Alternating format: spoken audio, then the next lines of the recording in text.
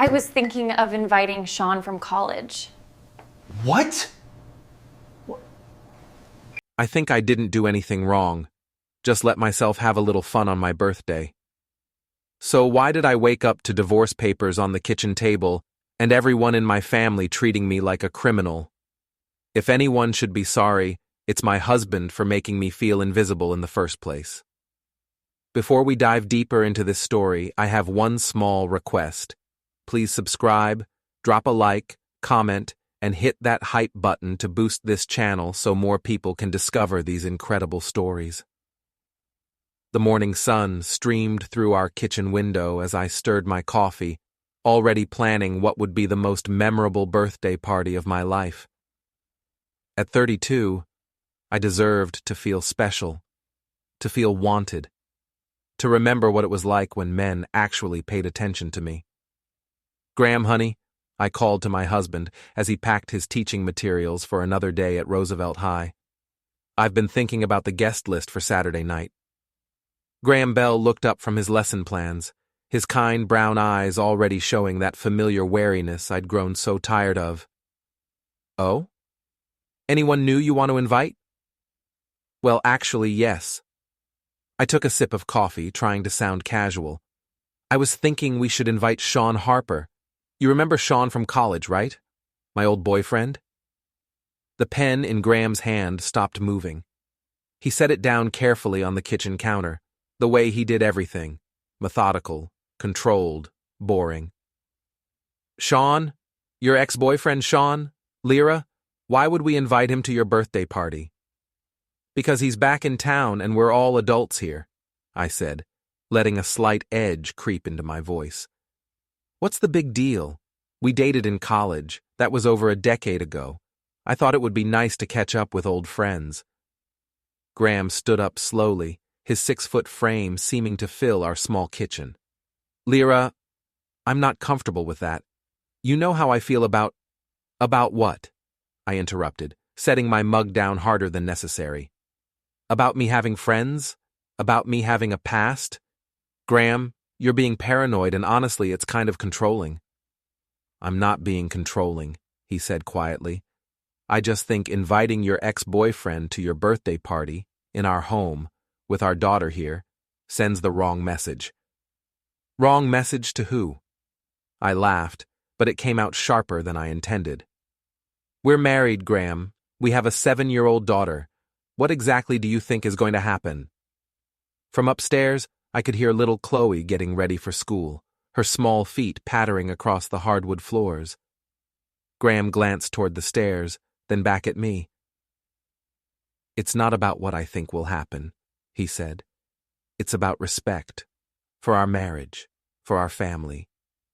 I felt that familiar surge of frustration, the same feeling I'd been carrying for months now. When was the last time Graham had made me feel beautiful? When was the last time he'd looked at me the way Sean used to look at me in college, like I was the most fascinating woman in the world?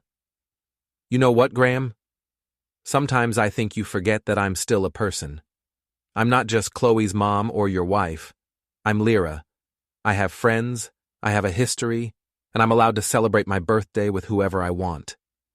Graham's shoulders sagged slightly. After 9 years of marriage, I knew exactly which buttons to push. That's not fair, Lyra. You know I don't think of you that way. Do I? I moved closer to him, softening my voice. Because lately, it feels like you barely see me at all.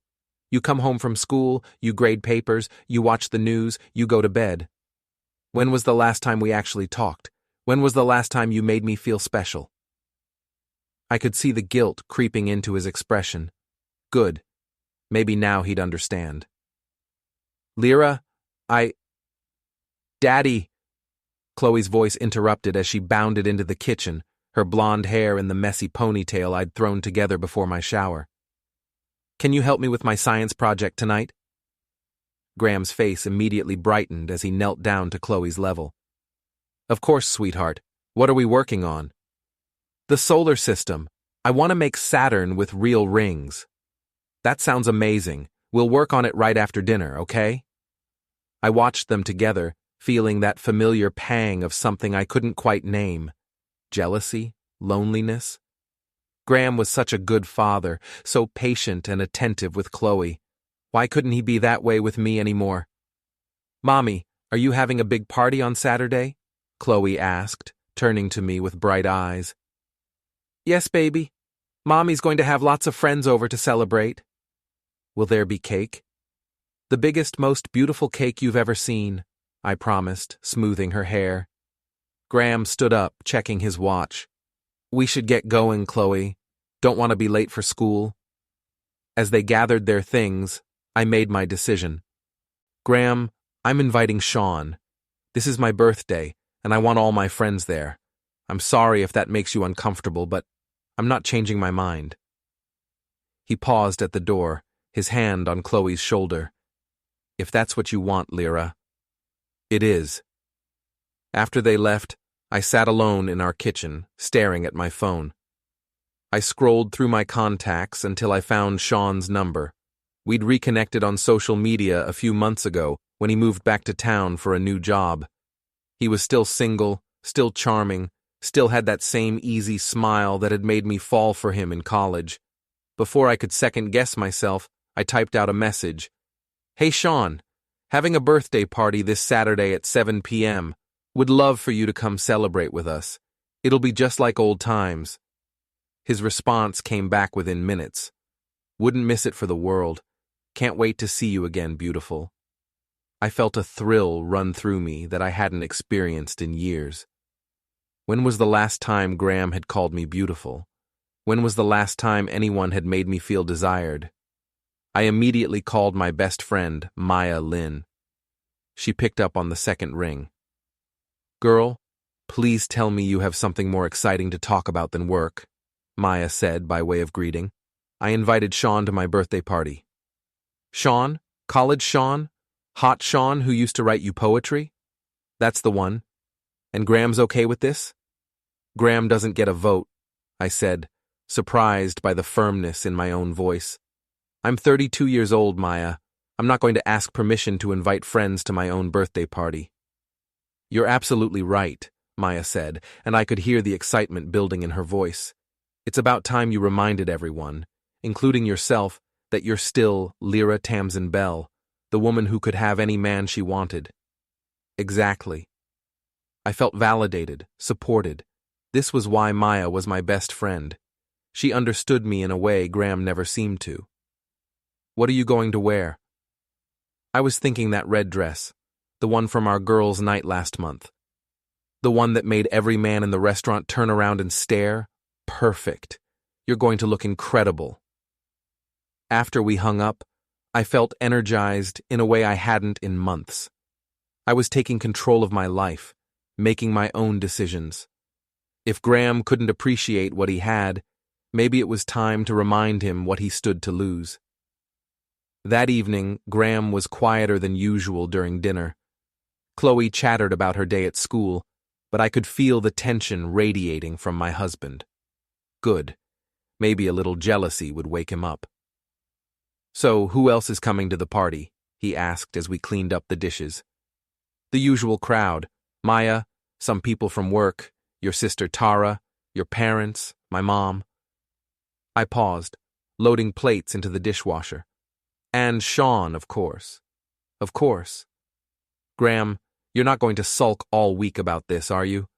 Because that's exactly the kind of behavior that makes me feel like I'm married to my father instead of my husband."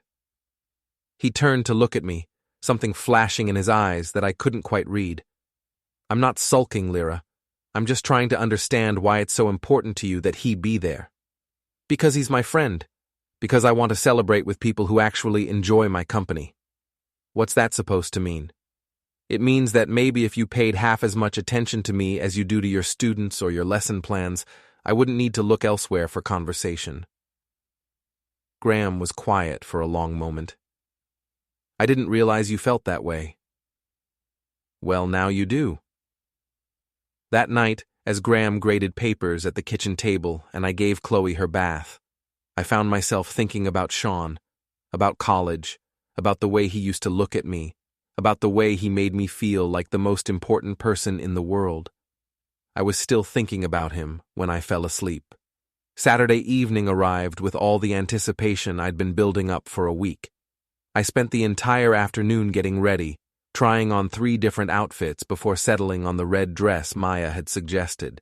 It hugged my curves in all the right places and made my dark hair look lustrous against my pale skin. "You look beautiful, Mommy," Chloe said from my bedroom doorway as I applied the finishing touches to my makeup. "Thank you, sweetheart. Are you excited for the party? Will I get to stay up late?" "A little late," I promised. "But not too late. It's a school night tomorrow." Graham appeared behind Chloe, dressed in his usual khakis and button-down shirt. He looked handsome enough, I supposed, but so predictable. So safe. "The restaurant called," he said. "Everything's set up for 7 o'clock. We'd decided to have the party at Marcello's, our favorite Italian place. They had a private room in the back that was perfect for celebrations, and I wanted everything to be perfect." "Great. Is your family coming straight there?" "Dad and Mom will meet us there. Tara's picking them up." I nodded, checking my reflection one more time. I looked good. Really good. Sean was going to remember exactly what he'd given up when we broke up after college. The drive to Marcello's was quiet, except for Chloe's excited chatter from the back seat. She loved parties, loved being around family and friends. I hoped the evening wouldn't be too awkward for her, but she was young enough that most adult tension would go right over her head. "Lyra," Graham said, as we pulled into the restaurant parking lot, "I want you to have a wonderful birthday. I really do. I just hope—" "Hope what?" "I hope we can all just have a nice, normal evening." "Of course we will. What else would happen?" Inside Marcello's, the private room looked perfect. Soft lighting, white tablecloths, and a small pile of presents on the side table. Maya had arrived early and was already nursing a glass of wine. "Birthday girl!" she squealed, rushing over to hug me.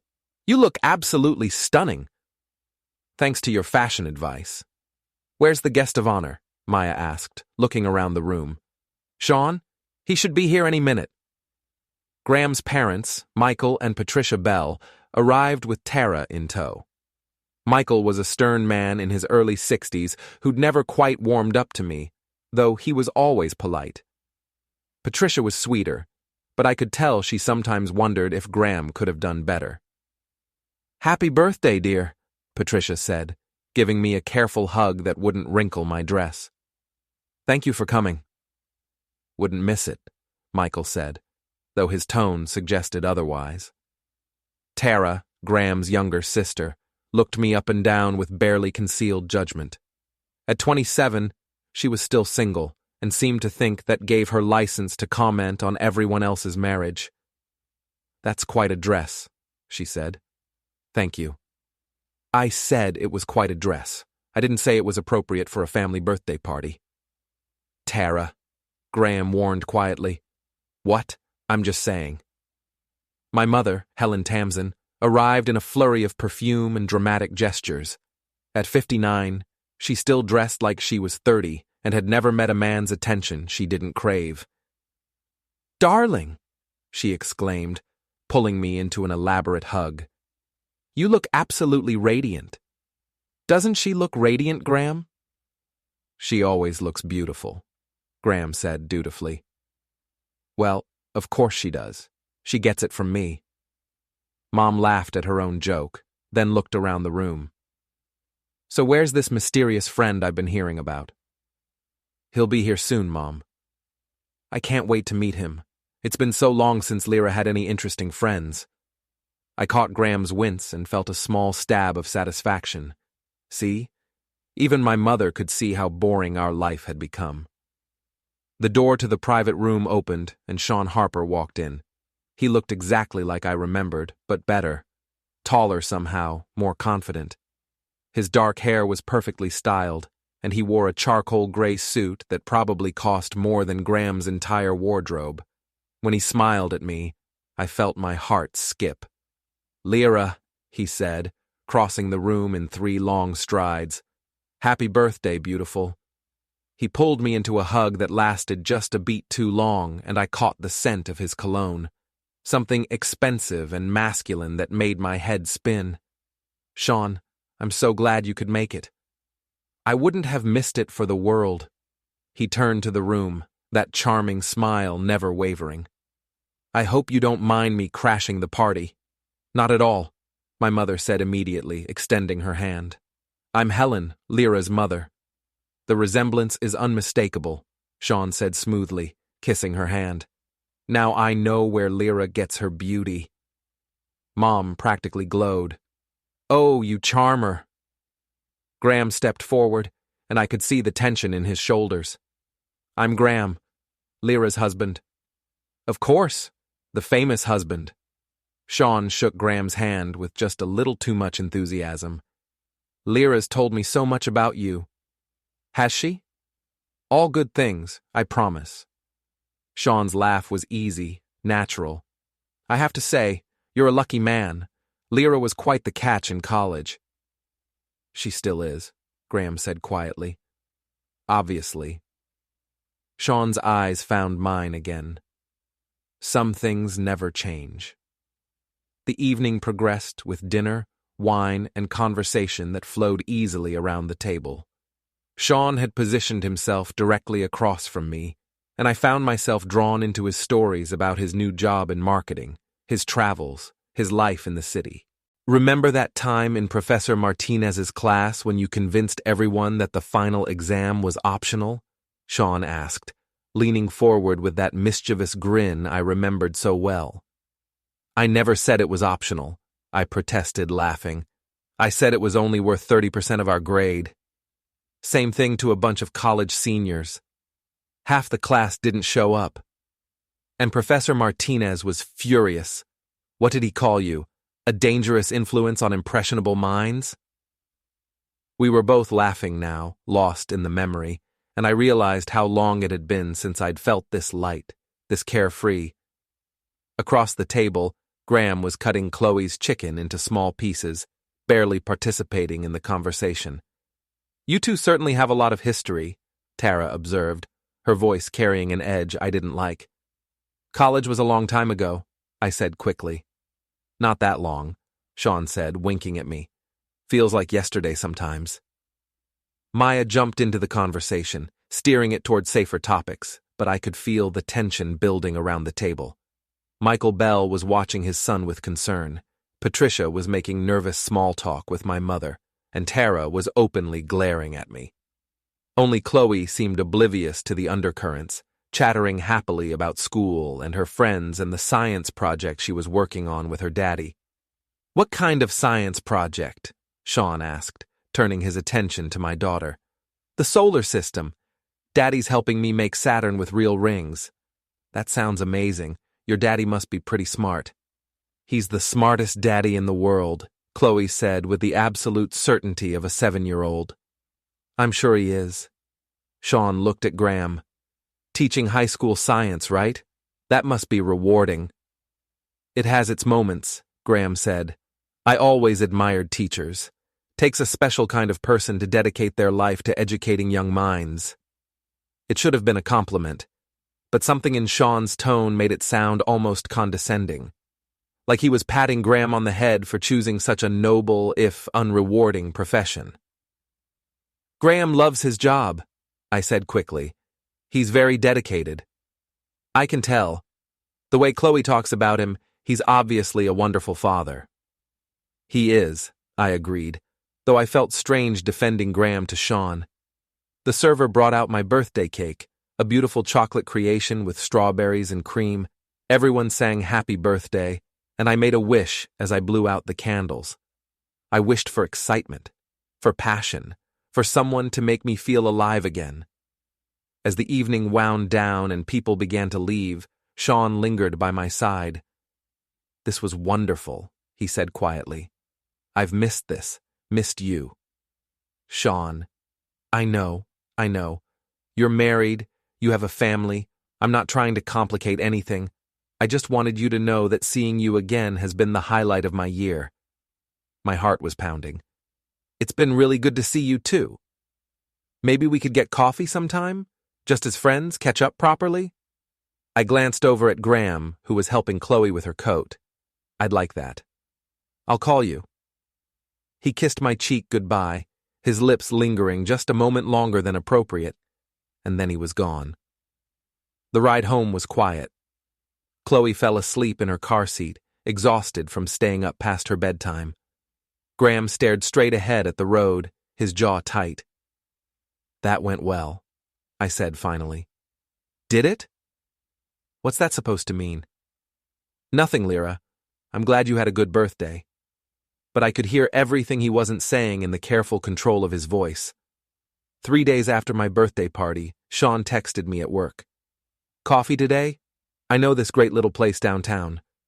I stared at the message for a full minute before responding, I can't today. Rain check? Of course. Whenever you're free. Beautiful. That word again. Beautiful. When was the last time Graham had called me that without prompting? Who's got you smiling like that? Maya asked, appearing at my desk with her lunch. Nobody, I said quickly, putting my phone away. Lyra Tamsin Bell. I know that look. That's your attractive man is paying attention to me look. I glanced around the outpatient clinic reception area to make sure we were alone. Sean texted me. And? He wants to get coffee. So? You're allowed to have coffee with friends. Are we friends, though? Or is this something else? Maya sat on the edge of my desk, lowering her voice. Honey, let me ask you something. When was the last time Graham took you out for coffee? When was the last time he took you anywhere? I thought about it. Really thought about it. I don't remember. Exactly. You're 32 years old. Not dead. There's nothing wrong with having an attractive man want to spend time with you. But I'm married. So? You're not planning to sleep with him, are you? You're just having coffee, talking, enjoying yourself for once. That afternoon, I found myself texting Sean back, Tomorrow at 2, I have a long lunch break. His response was immediate. Perfect. Can't wait to see you. I spent the rest of the day feeling guilty and excited in equal measure. It was just coffee, just two old friends catching up. There was nothing wrong with that. The next day, I changed my outfit 3 times before settling on a blue dress that Graham had always said brought out my eyes. Not that he'd mentioned my eyes in months. The coffee shop Sean had chosen was small and intimate, tucked away on a side street downtown. He was already there when I arrived, sitting at a corner table with 2 steaming mugs in front of him. I took the liberty of ordering for you, he said, standing to greet me. Vanilla latte, extra foam. You always did have a sweet tooth. You remember that? I remember everything about you, Lyra. We sat across from each other, and for a moment, I felt like I was 21 again. Sean had always had this way of making me feel like the only person in the room, like everything I said was fascinating and important. So, tell me about your life, he said, leaning forward. Really tell me. Are you happy? The question caught me off guard. Of course I'm happy. I have a beautiful daughter, a stable marriage, a good job. That's not what I asked. I took a sip of my latte, buying time. What do you mean? I mean, when you wake up in the morning, do you feel excited about the day ahead? When you look in the mirror, do you see the woman you always wanted to be? That's a very philosophical question for a Tuesday afternoon. Maybe. But I look at you and I see someone who's settled. Someone who's forgotten how extraordinary she is. Sean, do you remember what you used to say you wanted? You were going to travel the world, write novels, live in a loft in New York City. I was young. People change. They grow up. They get realistic about their dreams. Or they give up on them. His words stung because they hit too close to home. I had wanted those things once. I'd had plans, ambitions, dreams that extended far beyond suburban motherhood, and a job answering phones at a medical clinic. I have responsibilities now, I said. I know you do. And you're an amazing mother. I could see that at dinner. But what about Lyra? What about what you want? I want my family to be happy. That's what you want for them, What do you want for you? I stared into my coffee, unable to answer. When was the last time anyone had asked me that question? When was the last time I'd asked it of myself? I think about you sometimes, Sean said quietly. About us. About what might have been if things had been different. Sean, don't. I'm not trying to cause problems. I just want you to know that you're still the most fascinating woman I've ever met. Your husband is lucky to have you. Then why doesn't it feel that way? The words slipped out before I could stop them, and Sean's eyes sharpened with interest. What do you mean?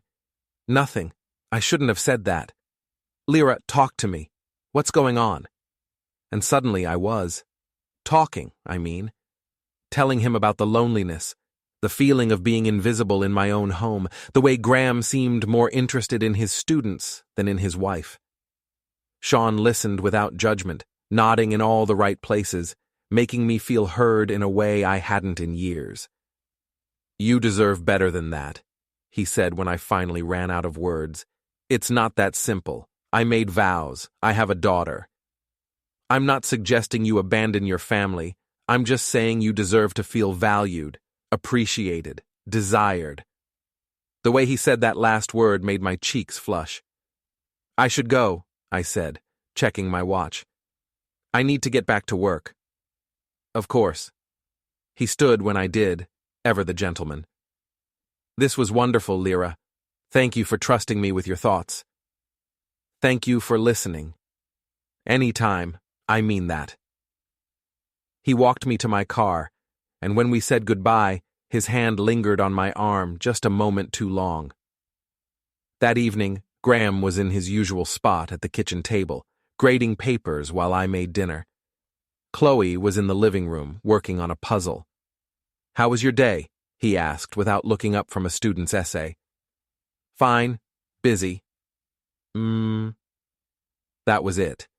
That was the extent of our conversation. I stood at the stove, stirring pasta sauce and feeling the weight of Sean's words. Was this really all I was going to get? Was this the rest of my life? My phone buzzed with a text. Thank you for today. You're amazing. And I hope someone tells you that every day. I quickly deleted the message, but the words stayed with me through dinner, through Chloe's bath time, through the mindless television shows Graham and I watched before bed. That night, as Graham slept beside me, I stared at the ceiling and wondered what my life might have been like if I'd made different choices. Over the next 2 weeks, Sean and I fell into a pattern. Coffee dates during my lunch breaks, long text conversations that I carefully deleted, phone calls when Graham was at work and Chloe was at school. You're glowing, Maya observed one afternoon. This thing with Sean is good for you. It's not a thing, I protested. We're just friends.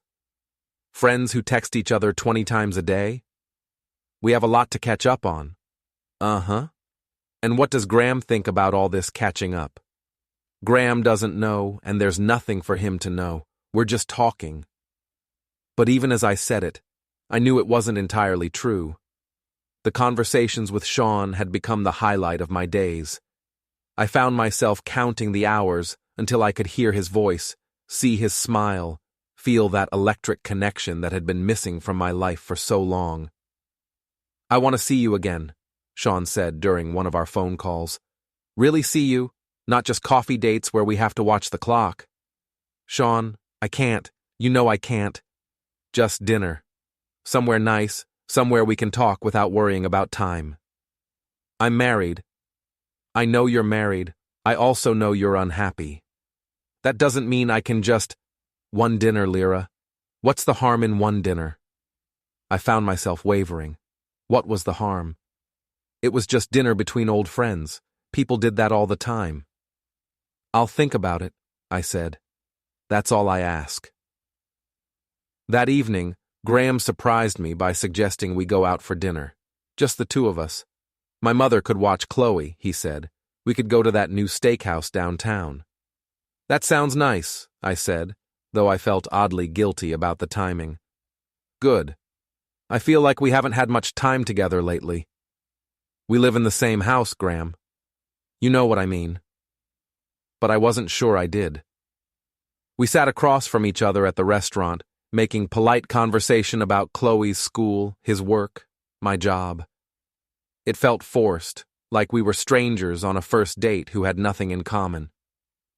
"Is everything okay?" Graham asked as we waited for dessert. "You seem distracted lately." "I'm fine, just tired." "Maybe we should plan a vacation, just the three of us. Chloe would love Disney World." "Maybe.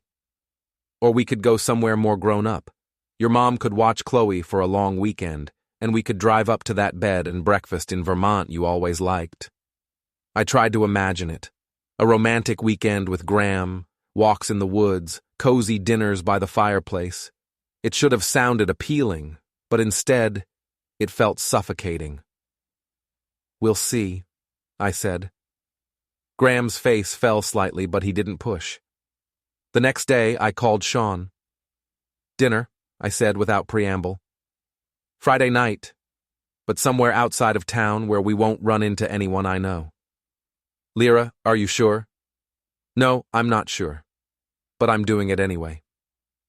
Friday evening, I told Graham I was having a girls' night with Maya. He barely looked up from his lesson plans as he nodded and wished me a good time. I met Sean at a small French restaurant about 30 miles outside of town. He'd reserved a quiet table in the back, and when I walked in wearing a black dress I'd bought specifically for the occasion, his face lit up like Christmas morning. "You look incredible," he said, standing to pull out my chair. "Thank you." The evening was magical, in a way I'd almost forgotten was possible. Sean was attentive, charming, interested in everything I had to say. He asked about my dreams, my fears, my hopes for the future. He made me laugh until my cheeks hurt and listened with genuine interest when I talked about Chloe. "You're an amazing mother," he said over our second bottle of wine. "But you're also an amazing woman. I hope you know that." "I'm starting to remember," I said, and I meant it. "Good, because you deserve to be cherished, Lyra.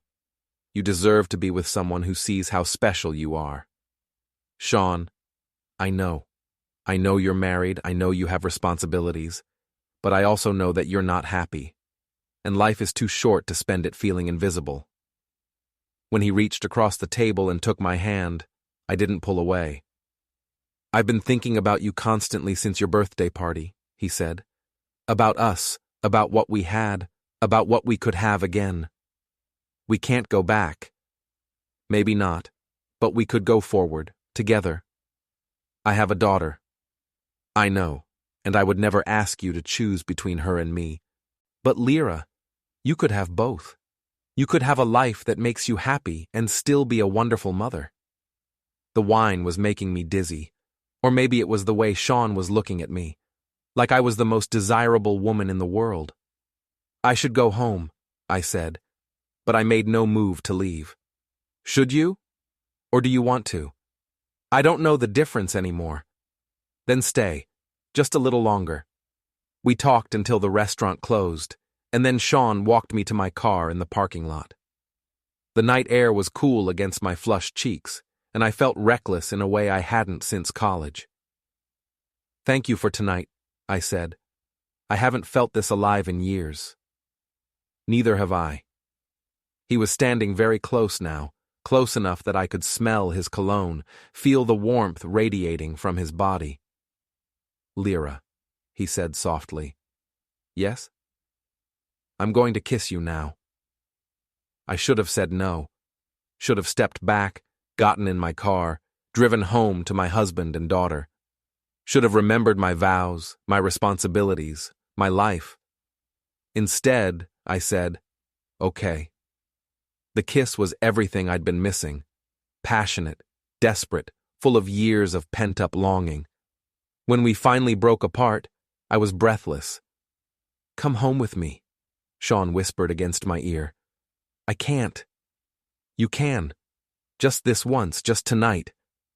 "Sean, Please. I've waited 12 years to hold you again. Don't make me wait any longer. And God help me." I almost said yes. I was so close to throwing away everything I'd built for one night of feeling wanted, feeling alive. My phone buzzing in my purse broke the spell. A text from Graham. Hope you're having fun with Maya. Love you. The guilt hit me like a physical blow. I have to go, I said, stepping back from Sean. Lyra, no, I really have to go. This was a mistake. It wasn't a mistake. It was the most honest thing either of us has done in years. I got in my car without another word and drove home through tears I couldn't explain. Graham was asleep when I got home, and I was grateful not to have to face him. I stood in our bathroom, staring at my reflection, trying to recognize the woman looking back at me. What was I doing? What was I becoming? But even as I asked myself these questions, I knew I wasn't strong enough to stop. The weeks following my dinner with Sean were torture. I threw myself into work, into being the perfect mother, into pretending everything was normal. But Sean's words echoed in my head constantly. You deserve to be cherished. Did I? And if so, why did I feel so empty? You've been weird lately, Maya observed one afternoon. Did something happen with Sean? We had dinner. And nothing. We talked, we ate, I went home. That's it? I couldn't tell her about the kiss. Couldn't admit how close I'd come to crossing a line I could never uncross. That's it. Well, he's been asking about you. My heart jumped. He has? Called me yesterday wanting to know if you were okay. Said you haven't been returning his texts.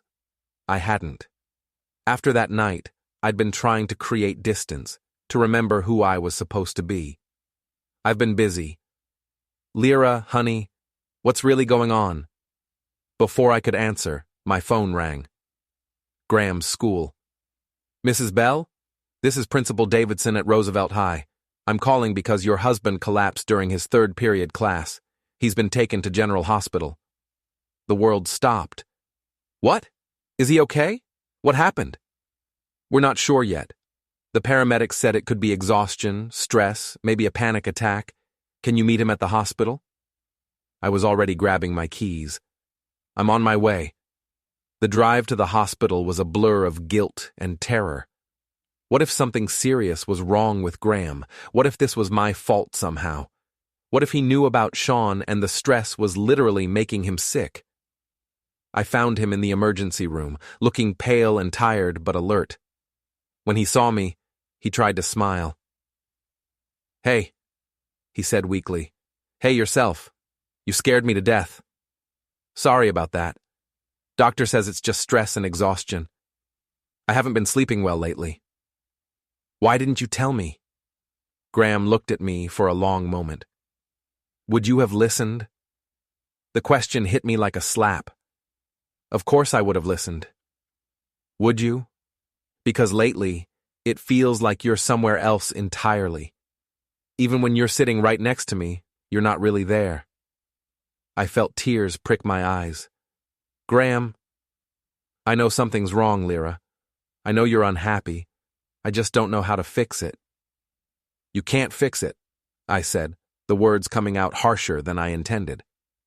Some things can't be fixed. Our marriage can be fixed. If we both want it to be. Do we both want it to be? The question hung in the air between us, heavy with implications neither of us was ready to face. That evening, after Graham was released from the hospital with instructions to rest and reduce stress, I sat in our kitchen staring at my phone. Sean had texted 3 times, asking if I was okay, saying he was worried about me. I started to type a response, then deleted it. Started again, deleted again. Finally, I wrote, "Can we talk? I need to see you." His response was immediate. Of course. When and where? Tonight, after Graham goes to bed. Are you sure? No, but I need to see you anyway. We met at a park near my house, sitting on a bench under the streetlights like teenagers sneaking around. I told him about Graham's collapse, about the guilt that was eating me alive. This isn't your fault, Sean said gently. Isn't it? I've been lying to him, sneaking around, having an emotional affair with my ex-boyfriend. Of course it's my fault. You're not responsible for his stress levels, Lyra. You're not responsible for his health. I'm his wife. Are you? Because from where I'm sitting, it looks like you're both just going through the motions. That's not fair. Isn't it true, though? When was the last time you and Graham had a real conversation? When was the last time you looked forward to seeing him at the end of the day? I couldn't answer because he was right, and we both knew it. I can't keep doing this, I said finally. Doing what? This. Seeing you, talking to you, feeling things I shouldn't feel. Why shouldn't you feel them? Why shouldn't you be happy? Because I made promises. Because I have a daughter. Because this is wrong. Sean was quiet for a moment. What if it's not wrong? What if this is exactly what's supposed to happen? What do you mean? What if we found each other again for a reason? What if this is the universe giving us a second chance? That's not how life works. How do you know? He took my hand, and I didn't pull away. I love you, Lyra. I never stopped loving you, and I think you love me too. Sean, I'm not asking you to leave your husband tomorrow. I'm just asking you to admit what we both know is true. What's true? That you're in love with me. That you always have been. That marrying Graham was settling for safe instead of reaching for extraordinary. The words hung between us, dangerous and tempting and terrifyingly honest. I can't, I whispered. You can. You just have to be brave enough to choose happiness over obligation. When he kissed me this time, I didn't think about Graham or Chloe or my responsibilities. I just felt alive for the first time in years. Come home with me, he whispered against my lips. And this time, I said yes. I woke up in Sean's bed at 3 a.m, panic flooding my system as I realized what I'd done. Graham would be wondering where I was. Chloe might wake up from a nightmare and look for me. I have to go, I said, shaking Sean awake. Stay, he murmured, pulling me closer. Just until morning. I can't, my family. Your family will be fine for one night. But I was already getting dressed, my hands shaking as I searched for my car keys. Lyra, don't do this to yourself. Don't let guilt ruin what we have. What we have is an affair, Sean. What we have is me cheating on my husband. What we have is love. Real, honest love. I have to go. The drive home was the longest 20 minutes of my life. I parked in our driveway and sat in the dark, trying to figure out how to walk into my house and face my husband after what I'd just done. The front door was unlocked. Graham was asleep on the couch, still in his clothes from the hospital. There was a note on the coffee table. Went to look for you. You weren't answering your phone. Hope you're okay. Love, G. The guilt was suffocating. I covered Graham with a blanket and crept upstairs to check on Chloe. She was sleeping peacefully, her stuffed rabbit tucked under her arm. She looked so small, so innocent, so trusting that her parents would always be there to protect her. What kind of mother was I becoming? The next morning, Graham didn't ask where I'd been. Maybe he was too tired from his hospital stay, or maybe he was afraid of the answer. We moved around each other carefully, like strangers sharing space. Daddy, are you feeling better? Chloe asked over breakfast. Much better, sweetheart. Daddy just needs to get more sleep. Mommy can make you her special tea. It always makes me feel better when I'm sick. That's a good idea, Graham said, looking at me hopefully. Of course, I said, though the words felt like ash in my mouth. At work, Maya took one look at me and pulled me into the supply closet. Okay, spill. You look like you haven't slept in a week. I did something terrible. How terrible? I slept with Sean. Maya's eyes widened. Oh, honey. I know. I know it was wrong. I know it was stupid. I know it could ruin everything. How do you feel about it? Guilty, terrified, confused. But how do you feel about him? I was quiet for a long moment. Like I'm alive again. Then maybe it wasn't wrong. Maybe it was exactly what you needed. Maya, I cheated on my husband. You had sex with a man who makes you feel valued and desired. There's a difference. Is there? Look, I'm not saying what you did was right, but I am saying that you deserve to be happy. And if Graham can't make you happy, he's a good man. Being good isn't the same as being right for you. That afternoon, Sean called. How are you? He asked gently. I don't know. Do you regret last night? I thought about it, really thought about it. I should. But you don't. No, I don't. And that scares me more than anything. It doesn't scare me. It gives me hope. Sean, I can't leave my family. I'm not asking you to. Not yet. I'm just asking you to keep seeing me. To give us a chance. This is insane. Maybe. But it's also the most honest I've felt in years. Over the next few weeks, I fell into a double life. Days with Graham and Chloe, trying to be the wife and mother they needed. Afternoons and evenings with Sean, feeling like the woman I'd forgotten I could be. The guilt was constant, but so was the excitement. For the first time in years, I looked forward to getting dressed in the morning, to checking my phone, to the possibility of stolen moments with someone who made me feel beautiful. Graham noticed the change. You seem happier lately, he said one evening as we cleaned up after dinner. Do I? More like yourself, more like the woman I married. The irony was devastating. I've been trying to take better care of myself, I said. It shows. You're glowing. If only he knew why. That weekend, Graham suggested we have people over for dinner. Just a small group, your mom, my parents, Tara, maybe Maya. That sounds nice. Should we invite Sean again? You seem to enjoy catching up with him at your birthday party? My heart stopped. Sean? Why would we invite Sean? I don't know. You mentioned you'd been in touch with him. I thought maybe he'd like to join us. We haven't been in touch, I lied. I mean, not really. Just a text here and there. Oh, well, maybe next time. Maybe. But I knew there couldn't be a next time. This secret was getting too big, too complicated. Something had to give. The breaking point came 2 weeks later, when Graham's sister Tara stopped by unexpectedly while I was getting ready to meet Sean for lunch. Going somewhere nice? She asked, taking in my carefully chosen outfit and fresh makeup. Just lunch with Maya. Maya? That's funny. I just saw her at the grocery store. She didn't mention having lunch plans. My blood turned to ice. We're meeting later. Ah. Tara's smile was sharp. Well, have fun with your lunch plans. I knew she knew.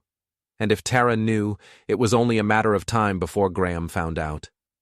That night, I lay awake next to my sleeping husband, staring at the ceiling and trying to figure out how my life had become so complicated. I was in love with two men, one who represented safety and stability and family, and one who represented passion and excitement and the woman I used to be, and I was about to lose them both. Don't forget to hit like, subscribe, and turn on the bell so you don't miss the next story. Write in the comments from which city you are watching,